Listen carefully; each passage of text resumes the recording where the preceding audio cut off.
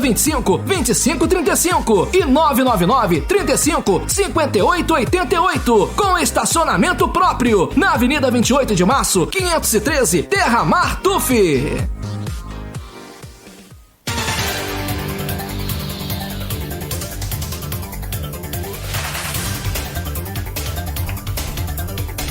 8h15, voltamos com o Folha no Ar, primeira edição. São 8h15, confirmando o horário. E temos a presença de José Paes Neto aqui nos estúdios da Folha FM e também do jornalista Arnaldo Neto, para você que está chegando agora na cobertura do Folha no Ar, primeira edição, oferecimento Laboratórios Plínio Bacelar e Clínica Proteus. Passo a bola novamente para Arnaldo, já para encaminhar para esse último segmento de entrevista, com as nossas perguntas, algumas perguntas de ouvintes e também assuntos... Os assuntos que a gente precisa abordar aqui, né? Exatamente, a gente falou aqui na área de saúde, pagamentos, né? Mas antes vamos nos ouvintes aqui. Primeiro agradecer o pessoal pela interação aqui, as sugestões. Vamos começar com a questão do CCZ. Vamos aqui, o Augusto Rodrigues e o Marco Antônio Moreira perguntando, né? Já que nas nossas últimas entrevistas você sempre colocou que até o final do ano poderia estar resolvendo essa questão da chamada dos concursados. Em que pé está essa situação, Zé Paes? Eu conversei com o secretário André Oliveira ontem, né, por coincidência, sobre isso. É bem provável que agora, já no início de novembro, talvez haja uma convocação de mais um quantitativo de aprovados para a realização, né, do curso de formação, enfim, entrega dos documentos. Então, em breve a gente já vai ter novidades sobre isso. Vamos mais uma pergunta de ouvinte aqui, Edmundo Siqueira, que não só é ouvinte, é um blogueiro nosso. Ele lembrando que uma das críticas do Nildo Cardoso foi a pequena alocação de recursos na parte da agricultura. O agronegócio, que é uma vocação de Campos, não deveria ser uma boa fonte de investimentos privados com apoio da prefeitura e para isso não deveria ser mais priorizado no orçamento? Quando a gente faz análise apenas do orçamento da Secretaria de Agricultura, pode-se ter essa impressão de que o investimento é pequeno. Mas a gente atua em parcerias com o governo do estado, Emater, por exemplo, diversos programas, né? O Tomatec foi tocado pela Codenca e, enfim, né? Aí você analisa só a questão orçamentária por si só, não vai estar lá na parte da agricultura, mas foi um programa desenvolvido com a Codenca. A gente vem trabalhando a questão das emendas para trazer para o SESCAM. O Nildo e a Codenca parece que não se alinhavam muito não, né? Acho que quando o Bastos falou aqui que Nildo é um animal solitário, na hora ele não falou aqui, ele falou na nota que na ele nota, emitiu, né? Nildo é um animal solitário. Eu acho que, dentre outras coisas, ele quis dizer o seguinte: infelizmente, o ex-secretário tinha uma enorme dificuldade de relacionamento com vários dos secretários.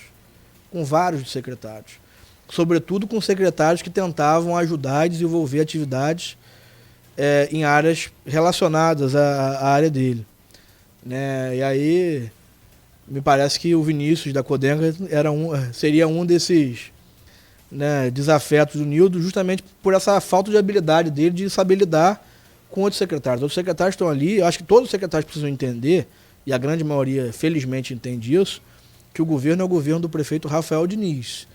O governo não é o governo do Zé Paes, do Alexandre Bastos, do Nildo Cardoso, do Vinícius. O governo do prefeito Rafael Diniz. Todos nós seguimos as orientações do prefeito Rafael Diniz, os programas desenvolvidos, né, vários deles inclusive no seu né, projeto de governo, desde a eleição, e não pode ter esse tipo de vaidade.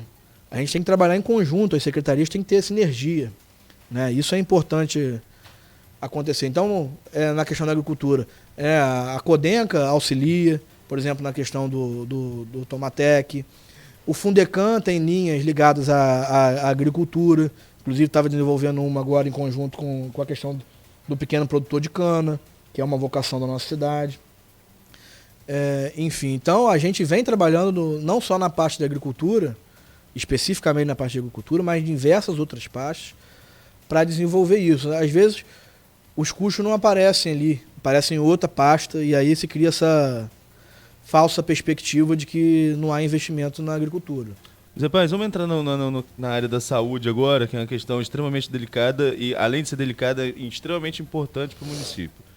Os hospitais filantrópicos, os 4 hospitais filantrópicos, Santa Casa, Plantadores de Cana, Beneficência Portuguesa e Álvaro Alvim.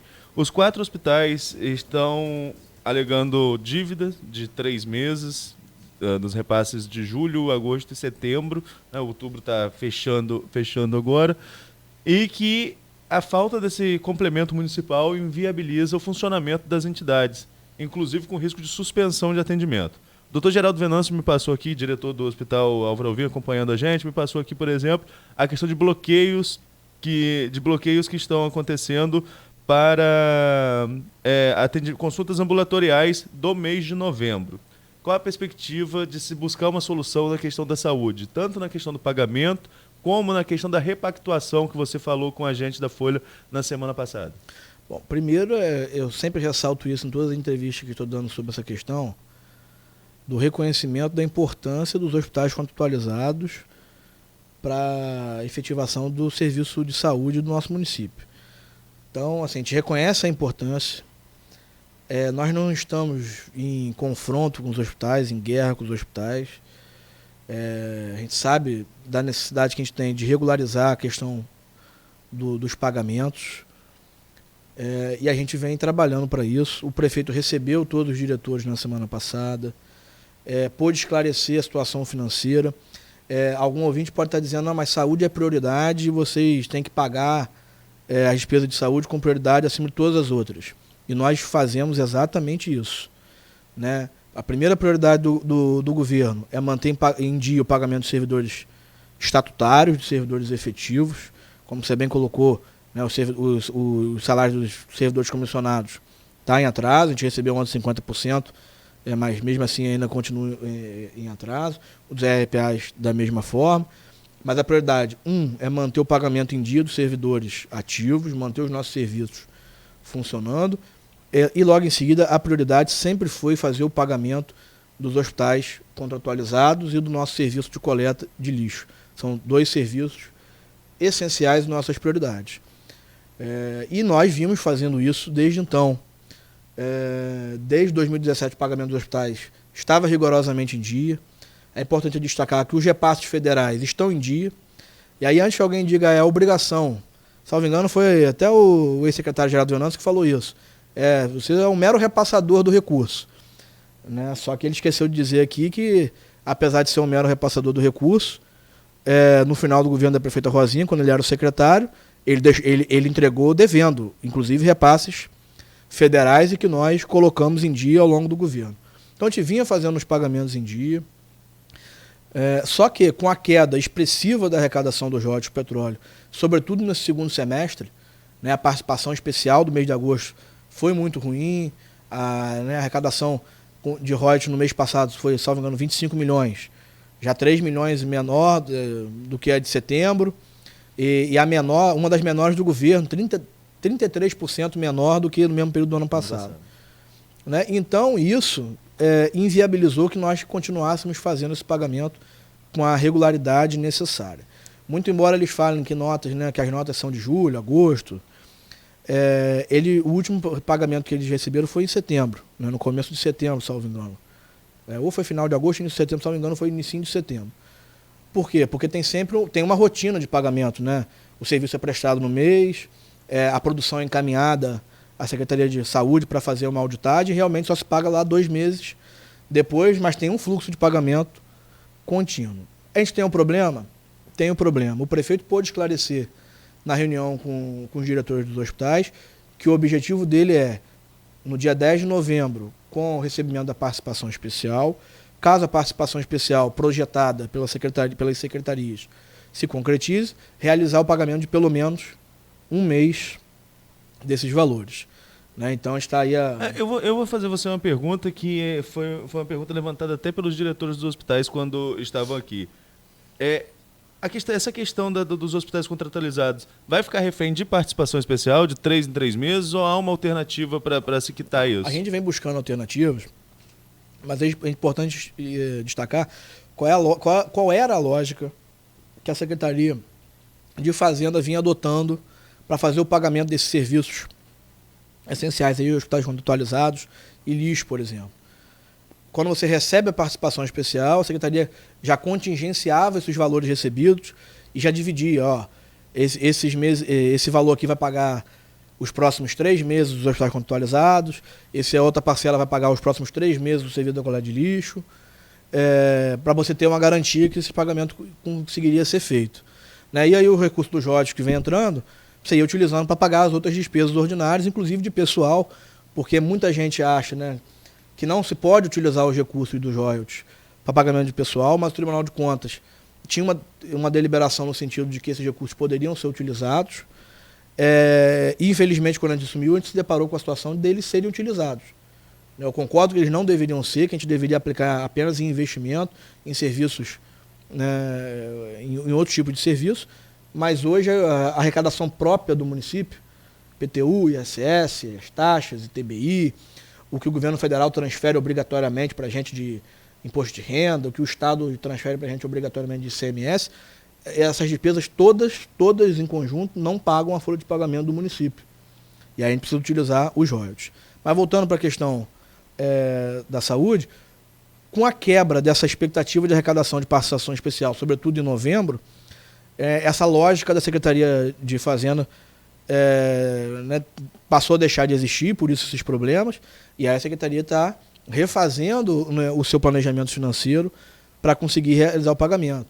Não à toa a gente está com refis em andamento para poder aumentar um pouquinho a arrecadação, o ITBI também. A gente deixou claro aos diretores dos hospitais, também deixou claro ao Ministério Público, que a gente está trabalhando a possibilidade de alguns acordos judiciais, e esses acordos judiciais, caso aconteçam, vão propiciar também um aumento de arrecadação, e aí esses recursos vão ser direcionados aos hospitais contratualizados. Um ponto que foi discutido na audiência com o Ministério Público e que eu abordei rapidamente aqui no começo do programa, questão da participação do Estado do Rio de Janeiro na saúde pública do Norte e Noroeste Fluminense. Ao longo dos anos, pela facilidade, a gente volta novamente, Marco, falar de royalties, por conta da pujança de royalties, meio que se esqueceu das obrigações que o Estado tem com a saúde também, com a saúde pública, e o município passou a absorver todos os serviços, independente de ser obrigação do município, do Estado, do governo federal. O cofinanciamento desses entes cada vez foi diminuindo e o município foi assumindo um protagonismo maior porque tinha royalties para poder fazer o pagamento. A partir do momento que não há mais esses recursos, na abundância que existia, a gente precisa sim rever e fazer uma repactuação dos valores e precisa trazer o Estado para o jogo. Não à toa o secretário de Saúde, doutor Abdo Neme, esteve essa semana com o secretário estadual de Saúde. Me parece, eu ainda não estive pessoalmente com o secretário depois dessa reunião, porque eu estava no Rio, mas me parece que foi uma reunião produtiva, que o Estado está disposto a trazer algum tipo de investimento e aportar nesses hospitais contratualizados. É importante que isso aconteça, né, porque o município não pode ficar mais sozinho responsável pela sobrevivência dos hospitais, porque na verdade, na prática, o que acontece hoje é isso. Se o município não aportar esses recursos, os hospitais têm realmente uma grande dificuldade de se manter. Então a gente vem fazendo um trabalho, vem fazendo o dever de casa para encontrar os recursos necessários para regularizar. Agora, quando o ex-secretário, doutor Geraldo Venâncio, fala do contingenciamento lá de consultas, né? Das consultas do bloqueio das consultas eletivas. Já que você vai citar o doutor Geraldo, deixa eu só fazer um registro, até dando espaço ao contraditório, que ele me mandou a mensagem aqui, que você citou a questão da retenção de verba no mês de dezembro. Ele falou: gostaria que o procurador, assinasse uma certidão dando conta que eu retive recursos federais. Lembro que o mês de dezembro de 2016 foi auditado em janeiro. Então ele faz aí esse... Ele não deveu só um mês, né? Havia mais de um mês de dívida. E eu tenho tranquilidade com relação a isso. A gente senta até aqui, se ele quiser, no programa, e a gente mostra isso, porque a gente pagou, a gente sofreu na pele, a gente teve que pagar esses recursos. Fora os municipais, né, que também foram entregues com dívidas. Dívidas hoje que esses hospitais alegam ser um dos motivos pelos quais passam por dificuldade, né, em que houve um reconhecimento de dívida por parte dele mesmo, doutor Geraldo Venâncio, num ofício, sem seguir lá os procedimentos cabíveis, e a gente, infelizmente, vem discutindo isso no âmbito judicial várias vezes. Né? Mas com relação ao bloqueio, né? Ao contrário de uma declaração que eu vi, agora não me lembro qual foi o diretor de instituição que falou isso, que seria um revanchismo pelo fato deles terem feito uma reunião. Né? Na audiência com o Ministério Público, isso foi posto, muito embora não tenha sido consignado em ata pela promotora, até porque foi uma audiência, salvo engano, de quase 3 horas de duração, né? E nem tudo que foi discutido lá, obviamente, ficou retratado numa ata, né? Porque é praticamente impossível você retratar tudo, mas isso foi dito lá, porque eles mesmos questionaram, e aí com razão, que quem cria a demanda de atendimento desses hospitais é o próprio município. Sim, a partir do momento que regula. Né? Se eu não tenho recurso no momento para fazer o pagamento, eu não posso deixar, nós não podemos, do poder público, ser responsável de deixar essa dívida aumentar. Seria uma responsabilidade nossa deixar essa dívida crescer ainda mais.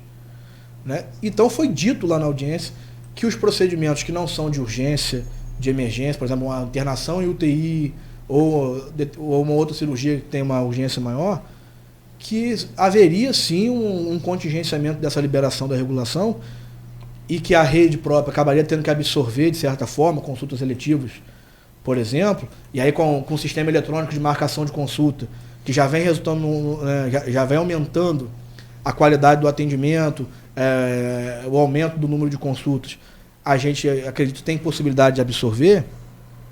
Isso foi feito com responsabilidade, não é nenhum tipo de revanchismo ou algo parecido. Se a gente passa um momento de crise, né, que está com escassez de recursos para fazer o pagamento, vamos focar nas questões de urgência e emergência para poder conseguir realizar o pagamento. Né? E isso foi comunicado ao longo da audiência, não é nenhuma surpresa. Não é nenhuma surpresa. A subsecretária de Saúde estava lá, a Cíntia Ferrini, o Sávio Saboia também, que é outro subsecretário de Saúde, também estava presente. Isso foi dito de forma muito clara ao longo da audiência. Como foi dito de forma muito clara também, da necessidade de se trazer o Estado para perto, que ao que parece vai começar a acontecer. Então a gente vem trabalhando para captar esses recursos para os hospitais, e a Secretaria já vem trabalhando numa proposta de repactuação, quer seja de valores, quer seja de serviços. Infelizmente, no momento de escassez, a gente vai ter que fazer cortes em todas as áreas. A gente já fez inúmeros cortes em diversas outras áreas e vai ter que fazer um pouco de corte agora na saúde. Um número que é importante a gente trazer é que, com exceção do Hospital dos Plantadores de Cana, que tem um aporte maior de recurso de royalties, os outros 3 hospitais, grandes hospitais, já recebeu no ano 2019 mais do que recebeu em todo o ano 2018. Já recebeu mais do que todo o ano 2018. Vamos dizer, olha, a gente produziu mais, obviamente a gente tem direito a receber mais. Isso é natural, mas eu quero mostrar com esse dado que em 2018, mal ou bem, dentro dos problemas que a gente sabe que a saúde de Campos tem, a rede contratualizada estava funcionando de forma ordinária, de forma razoável.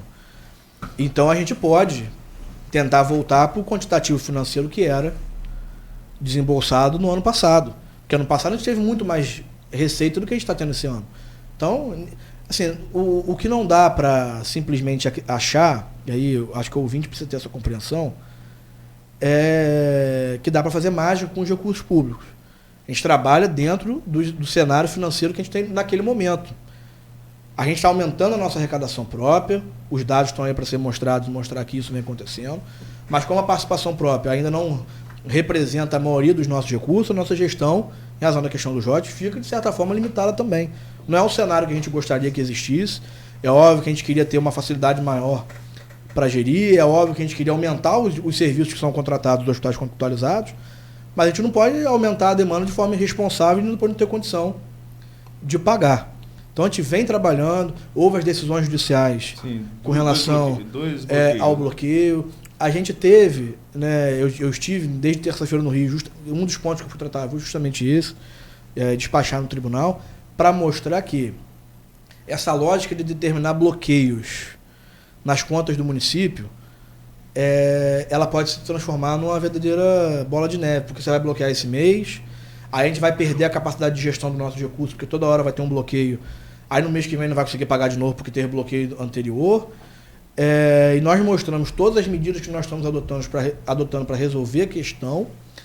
E me parece, por exemplo, que o Dr. Rubens, juiz da 4ª Vara, que é o juiz responsável tanto pelo processo da Santa Casa como pelo processo dos plantadores de cana, né, que foram as 2 unidades que já ingressaram com os processos e que a gente tem conhecimento até o presente momento, já começou a compreender isso e não determinou o bloqueio e o repasse do valor integral da dívida, mas de um mês só desses valores seria necessário para gerir. Dias para pagar o integral e bloqueio de 1/3 caso isso não aconteça. Isso.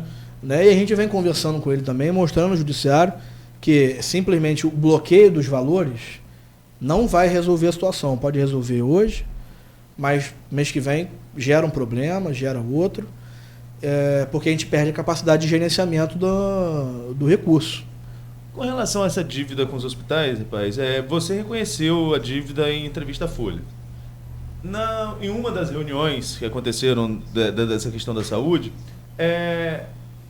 foi recortada essa parte sua da entrevista e colocada para dizer, olha, aqui, para a gente ele não reconhece, mas aqui no jornal está reconhecido, então a gente vai guardar isso aqui como prova de que existe a dívida. E teria sido até um irmão seu que atua na área jurídica da Santa Casa que fez essa explanação com relação à dívida. Isso realmente acontece? Vocês não teriam assumido perante aos hospitais de que não existe a dívida ou a Prefeitura reconhece os 3 meses? É muito difícil, né? Quando você faz interpretações, recortes, como você mesmo disse, né? Recortes de uma declaração fora do contexto. Ninguém nunca do município deixou de reconhecer que há uma dívida. Eu não falei se era 1 milhão, 2 milhões, 3, 5, 10 ou 15. Eu sei que há uma dívida. Eventualmente, parte do que está se cobrando pode ser indevido. E aí, quando a gente está trabalhando dentro de um processo judicial, a gente trabalha para defender os interesses do município e trabalha dentro de suposições, de eventualidades. Eu não vou reconhecer simplesmente nos autos um processo se o valor é exatamente aquele ou não.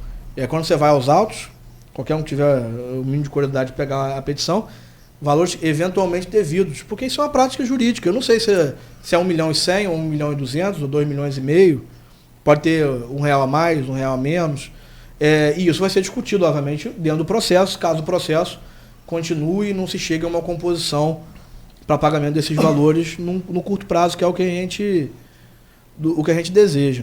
Mas o que eu acho assim, que está se desviando a discussão para outros pontos. A questão não é se o município deve ou não deve. O município deve, e foi isso que eu disse. O município efetivamente deve. O município está trabalhando para encontrar uma solução para o pagamento. A questão é, bloqueios na conta da prefeitura é a solução para resolver o problema? A gente vai cobrir a questão dos hospitais contratualizados e vai descobrir a nossa rede própria? Eu vi alguma declaração aí dizendo que o município, que os hospitais contratualizados atendem 70% da demanda e a rede própria só atende 30%. Primeiro que esse número é equivocado. Todo respeito, esse número é equivocado. Porque parte de dados que estão previstos no sistema do governo federal, que inclusive é o sistema que faz depois com os recursos venham, né, para os hospitais, que gerem o pagamento do governo federal, só que há uma série de serviços que são prestados pelo município, que não tem habilitação do governo federal e que aí são bancados estritamente com recursos do município que não entram nessa estatística. Então a gente tem leitos de UTI no Ferreira Machado que não estão nessa estatística, leitos de UTI no HGG que não estão nessa estatística, diversos outros serviços são prestados que ainda não são habilitados pelo governo federal, que não estão nessa estatística, então os números não são esses. 70-30. Para começar, está equivocado o número. Né? E eu tenho tranquilidade de discutir com qualquer um deles aí que está errado. Isso foi colocado na reunião do Ministério Público. Aqui também. E aí se coloca, a gente recebe 5 milhões, na verdade isso é cerca de 6 aí, a média, né, que eles recebem por mês, de complementação municipal, e a rede gasta 30. Aí se utilizam de dados parciais, porque o município repassa os recursos federais também. Então eles não vivem com 5, eles vivem com 5 mais os recursos federais que giram em torno aí também, salvo engano, desse valor. Então não é 5 e quanto a 30. O dado está também parcialmente correto, não está integralmente correto. E a nossa rede, eu não posso simplesmente chegar lá amanhã para os hospitais contratualizados eventualmente serem mais eficientes no gasto e falar, ó, vamos fechar aqui o Hospital Ferreira Machado, porque a Santa Casa é mais eficiente, o Álvaro Alvim é mais eficiente. Vamos mandar os servidores embora. Primeiro, não posso mandar o servidor embora. O servidor é efetivo do município, sua grande maioria. 2, quem vai fazer o atendimento de urgência e emergência da região toda? Né? Quem faz é o Ferreira Machado, é o HGG, são as nossas UPHs. Nós temos que manter a nossa rede própria funcionando.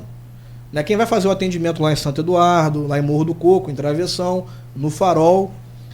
Assim, então, às vezes está se desvirtuando o debate para dizer, olha, nós temos que ser a prioridade absoluta e as outras despesas que vocês têm que fiquem em segundo plano.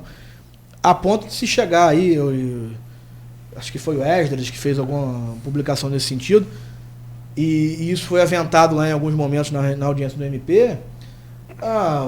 Eu sou mais eficiente, eu sou mais importante, não paga o servidor efetivo, não me paga. Nós não podemos. E aí a promotora foi clara na audiência, no sentido de que, não, olha, se tiver que escolher entre o hospital e o servidor, se eu tiver que determinar alguma coisa no município, eu vou determinar que pague o servidor. Porque ele não pode ser afetado por essa disputa. Assim, mas então, são todos pontos esses que tangenciam a questão principal, que é, nós do poder público sabemos que nós temos a obrigação de encontrar recursos para regularizar o pagamento dos hospitais, porque eles prestam um importante serviço. Nós estamos trabalhando nessa tarefa de forma bastante árdua, né? O prefeito vem pessoalmente se engajando nessa questão e a gente espera, sim, que a gente consiga resolver isso num curto prazo, assim como também no curto prazo a gente precisa compreender que os serviços precisam ser repactuados. É ideal que isso aconteça de comum acordo com os hospitais. E isso foi colocado aos diretores dos hospitais. Vocês têm um conhecimento técnico maior para dizer o que é mais relevante ou não dentro dos serviços que vocês prestam. É óbvio que os nossos técnicos também têm. Né? E se não houver, vamos dizer assim, um comum acordo para resolver isso, é óbvio que os nossos técnicos vão fazer a tarefa que eles têm que fazer e apontar quais os serviços que precisam ser reduzidos. E continuar trabalhando para trazer o Estado para esse jogo. Eu vou dar um exemplo, por exemplo, da questão da Santa Casa. Eles são responsáveis pelo serviço vascular, são de serviços vasculares. Mas o serviço de cirurgia endovascular não é habilitado pelo governo federal em Campos. O recurso que nós deveríamos receber para isso, em razão disso, vai para Itaperuna. Né? E esse serviço, então, deveria ser prestado, já que Itaperuna recebe, em Itaperuna. Mas a gente, até por uma questão de responsabilidade, acaba pagando por esse serviço exclusivamente com recursos municipais em Campos. A Santa Casa está tentando habilitar esse serviço junto ao Estado, que é o Estado responsável por habilitar, por mais que depois o governo federal que faça os pagamentos, há 2 anos. Não é culpa da Santa Casa. Né? Eles estão cumprindo lá as determinações, tudo que precisa. Inclusive de forma bastante eficiente, e a Secretaria de Saúde está contribuindo nesse trabalho. Mas 2 anos para o Estado habilitar um serviço. A gente teve a notícia recente aí da Beneficência Portuguesa, que depois de 11 anos teve habilitado a UTI neonatal. Durante esse período inteiro, quem arcou com o recurso, com o funcionamento de forma integral foi o município. Eu venho até discutindo isso, porque a minha dissertação no mestrado, que eu estou concluindo agora, é sobre políticas públicas de saúde, então não estou falando aqui da minha cabeça, estou estudando o que eu estou falando. É sobre o papel dos municípios na execução das políticas públicas de saúde, em que eu faço justamente uma crítica sobre isso, assim, de como se cobra excessivamente dos municípios que estão na ponta, né, a qualidade no serviço de saúde, quando na verdade não há, por parte do governo federal e dos governos estaduais em geral, isso aí não é mérito só do governo do Rio de Janeiro, a distribuição de recursos e um trabalho eficiente nesse sentido. Então, 11 anos para habilitar um serviço, são 11 anos que o governo federal poderia estar aportando recurso aqui e a gente gastando menos para outra coisa. Isso aconteceu também no Hospital dos Plantadores de Cano, que tinha só parte da UTI neonatal habilitada e agora acho que vai ter, ou já teve, o restante dos leitos habilitados. É um trabalho que a gente tem que fazer integração com o Estado, integração com o governo federal. Por isso o secretário se reuniu com o ministro da Saúde, se reúne constantemente com o secretário de Saúde, independente de divergência partidária, política. Os deputados da região têm mesmo que trazer os recursos para cá e aportar aqui nos hospitais da região. Eu acho que é mais do que um favor, é uma obrigação que façam isso. Né? O deputado Paulo Feijó fazia muito isso, aportava bastante recursos nas unidades. Independente de ser oposição ou não, quem está lá hoje no momento tem que trazer o recurso também. Se não quer colocar o recurso, as emendas, para o poder público municipal, porque não quer, né, colocar dinheiro para o governo realizar ações, né, uma política tacanha, né, pequena, mas que coloque então na rede contratualizada os valores. Já colocou um pouco, acho, esse ano. Sim. Coloque mais. Essa questão mesmo dos leitos foi com o deputado Vladimir Garotinho, da questão da beneficência. Ajude efetivamente. Eu acho que é mais do que obrigação mesmo ajudar. E contribui muito se ajudar. Porque o que nós temos que entender é que o município não tem. Aí é o exemplo da saúde hoje, mas a gente tem que levar isso em consideração para o município como inteiro. O município não tem mais capacidade financeira para arcar sozinho com todos os serviços. A sociedade vai ter que absorver parte das questões, por exemplo, fazer um evento. O evento tem que ser com recurso privado, não vai ter como mais ser com recurso do município. E nas outras áreas a gente tem que continuar captando recurso de fora e trazendo a iniciativa privada para o jogo. É fundamental trazer. Nós não podemos mais continuar vivendo naquela bolha que se viveu até pouco tempo atrás e que levou a gente à situação que a gente chegou. Zé Paz, quando você estava falando sobre a questão de 70-30, o doutor Geraldo mandou uma mensagem aqui falando que você estava confundindo atendimento com resolutividade, que os números são do DataSUS. Você deu uma sugestão que eu vou acatar para a minha próxima semana, que é, já que você se disponibilizou com um diretor desse, para a gente fazer um bom debate aqui, com esclarecimentos, a gente encaixa a agenda. E é bom trazer também um técnico da Secretaria de Saúde, né, que tenha também conhecimento desses números todos, desses dados todos. Sim, seria um programa interessante, né, Marco? Que a gente traria aqui. Sem dúvida. Sem dúvida. Isso, claro, o doutor Geraldo, depois, só para concluir. Que não há briga com o hospital A, B, C. A gente quer resolver o problema dos hospitais. E depois nós ele somos tão interessados quanto nisso. Ele manda aqui que ele concorda com você na questão do financiamento da saúde, que são 3 esferas, né? Que é federal, estadual e municipal, que isso realmente tem que acontecer. Saúde é um assunto que não se esgota, a gente levaria aqui horas conversando, mas a gente precisa falar sobre mais 2 assuntos e nosso horário já está quase estourando, né? Um deles é até uma questão aqui, uma pergunta de um ouvinte. Questão de pagamento de RPA, que é um outro entrave que está já há algum tempo batendo no governo. Tem previsão de pagamento? Foi a mesma pergunta que eu fiz ao Alexandre Baixo. Então, a perspectiva, me parece, né, também é a mesma com relação à participação especial. Prevista ali para depois de 10 de novembro. Isso. Então, infelizmente, a gente nunca sabe com antecedência qual é o valor, por mais que os técnicos da Secretaria da Superintendência de Ciência e Tecnologia, que hoje é responsável fazer esses cálculos, normalmente acertam os valores, consigam fazer projeções. Com royalty é mais fácil fazer, mas com a participação especial, que leva em consideração diversos fatores de produção, de lucro das petroleiras, enfim, é mais complexo, a gente invariavelmente só acaba sabendo realmente o valor no dia 10. Ou até depois, porque em alguns momentos há atraso nesse pagamento. Né? Dia 10, por exemplo, é domingo dessa vez. Né? Então, provavelmente a gente só vai saber no dia 11. Enfim, mas o planejamento está sendo feito para quê? Entrando os recursos que se espera, que se consiga fazer o pagamento. Ontem, com muito esforço, se conseguiu pagar ali 50% dos DAIs, né? Dos cargos de comissão, que agora ficam na mesma situação dos RPAs, estão ali com 2,5 folhas, salvo engano. Muitas pessoas questionaram, mas vocês avisaram que iam pagar o servidor de carreira só no 5º dia útil.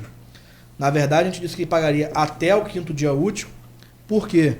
Porque acompanhando o fluxo de recebimento de todas as verbas, né, que compõem ali o montante para pagar a folha, a gente tinha um receio de não ter esse montante integral no dia 30, poderia ser no dia 1º, no dia 2, no dia 3.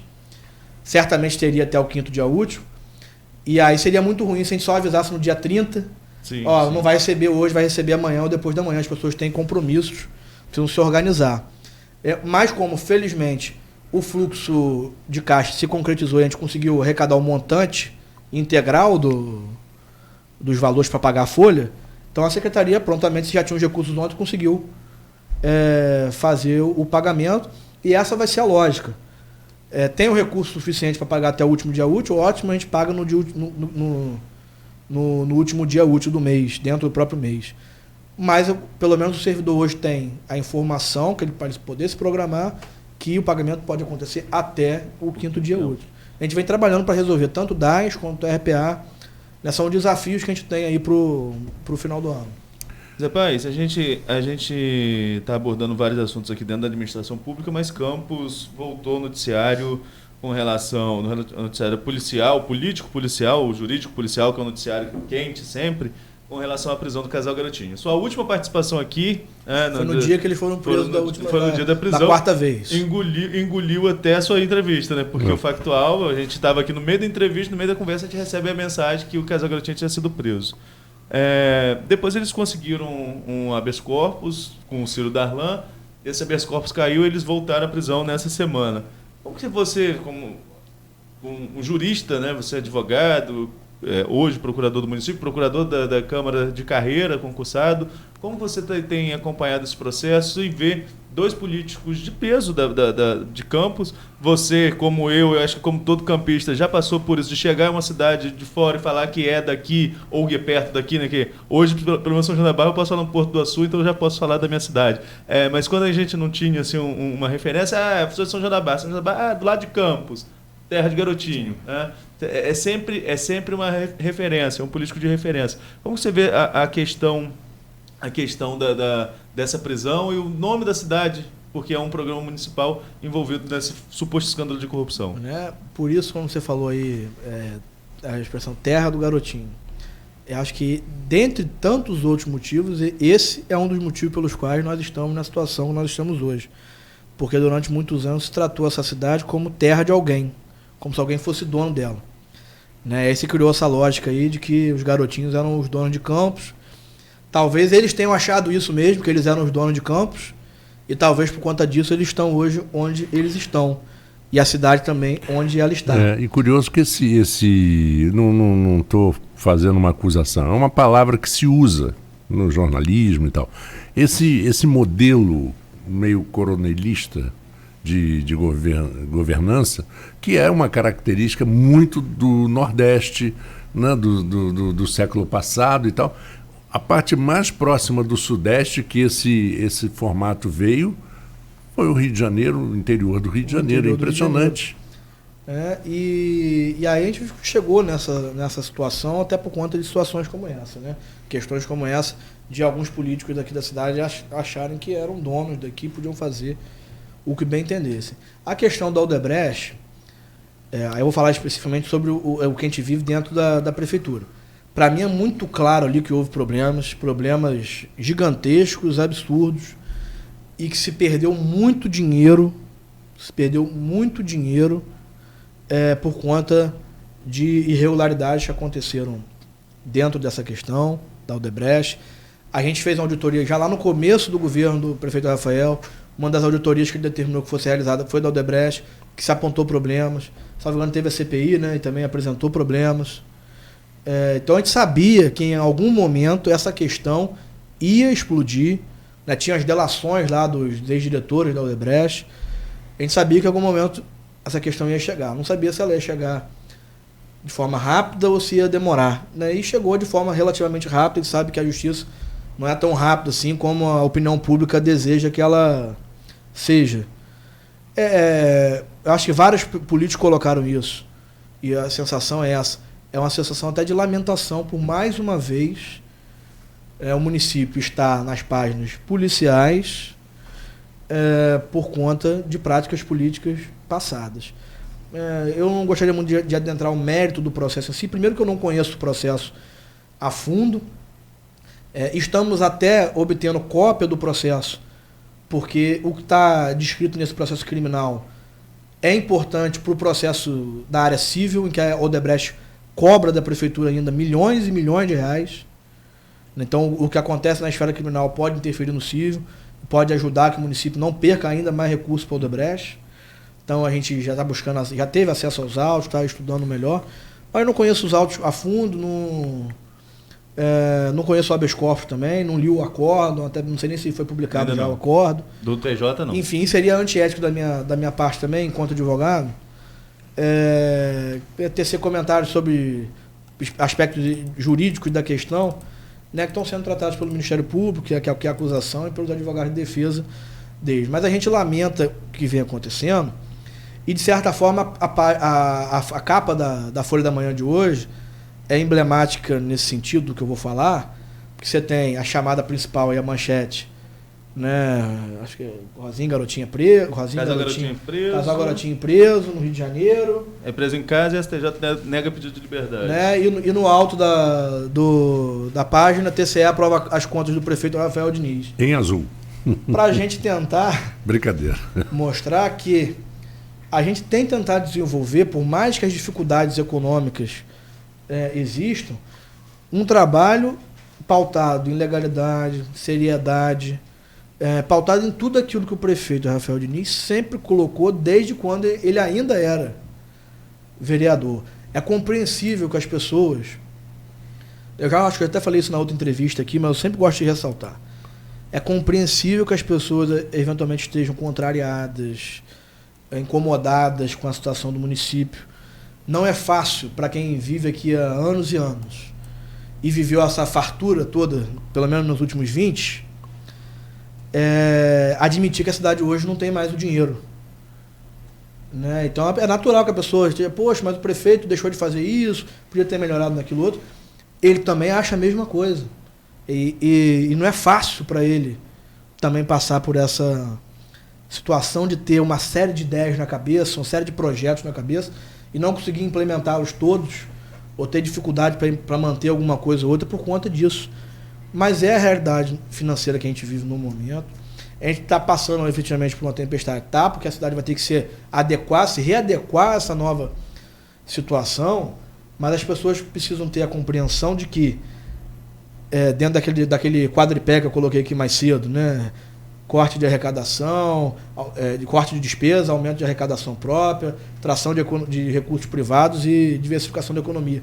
Nós estamos trabalhando, a gente precisa arrumar a casa para conseguir avançar, conseguir dar o pontapé para novas atividades que a população deseja.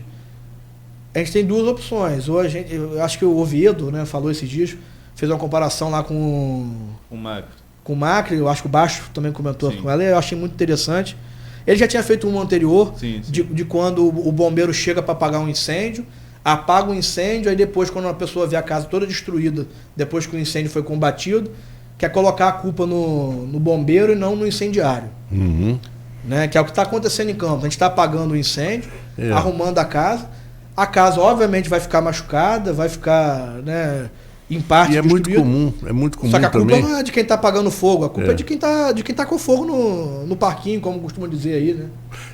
E se você reparar muito bem as críticas e tal, elas vêm muito, principalmente quando a gente conhece, né, de onde vem a crítica, ela vem muito de pessoas que não estão muito preocupadas com o que está acontecendo com o município, sim com o que aconteceram com o próprio bolso. Eu não vou falar novamente o nome para não criar atrito, mais debate infrutífero, mas eu vejo muitas pessoas, por exemplo, porque do ponto de vista econômico você poderia estar fazendo isso, aquilo outro, trazer as indústrias, como se trazer indústria para a cidade fosse só instalar o dedo e no outro dia aparecesse aí um monte de indústria. Quando você vai pegar, olhar a pessoa, deixa eu ver quem é essa pessoa. Estava lá no empréstimo da fábrica de macarrão no Fundecan, estava não sei aonde, já passou pela prefeitura e não fez nada. Quando não tinha dinheiro de sobra para fazer tudo que ele está falando hoje. Eu vejo, o Arnaldo costuma fazer algumas perguntas quando alguns secretários vêm aqui, ele já me fez várias desse sentido, então eu acho que é por isso que ele não me faz mais. Mas ele fez abaixo, por exemplo, Anildo, acho, muita gente diz que o grupo do prefeito é muito fechado, e que o próprio prefeito ficou revoltado enquanto candidato quando eu fiz essa pergunta. E que faz algum. E que tem uma das poucas vezes que eu vi Rafael candidato se alterar, inclusive. Mas não é questão de revolta, não, é questão só de poder pontuar mesmo. Eu acredito que algumas pessoas do cenário político local, até hoje, não externizam isso, mas dentro delas, não acreditam e não conseguem absorver que o prefeito Rafael Diniz ganhou a eleição. Fala assim, como assim um menino de 33 anos, eu acho, está com 36 agora, como assim um menino de 33 anos, com mais um grupo de outros meninos com 30 e poucos anos, e tinha mais gente velha também envolvida, mais experiente, não éramos só nós, ganhou essa eleição. Eu não acreditava que ele ia ganhar, e depois, quando ele ganhou, eu falei, agora ele ganhou. E agora? E aí, algumas pessoas, não todas, e aí a gente absorve muito conhecimento de pessoas que estão, né, dentro e fora do governo.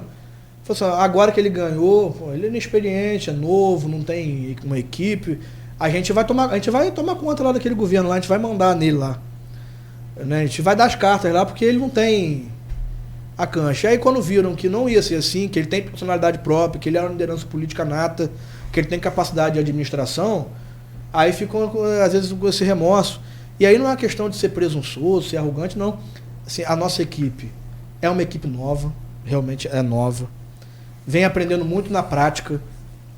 Cometeu alguns erros, cometeu até de timing de algumas medidas que deveriam ser adotadas. Isso a gente reconhece que aconteceu. Vem aprendendo muito na prática, mas a população elegeu o prefeito com um discurso que vai ser diferente e queria pessoas diferentes. A gente não vai conseguir fazer diferente se a gente colocar quem passou 20 anos. É óbvio que algumas peças têm que ser trazidas, foram trazidas. A gente tem membros do governo da Rosinha, né, que a gente considerou que eram pessoas tecnicamente boas, produtivas, lá de outros governos, tem de Arnaldo, tem de Mocaibe, tem de vários governos. Pessoas que vêm contribuir, tem pessoas mais experientes que contribuem, mas o prefeito foi eleito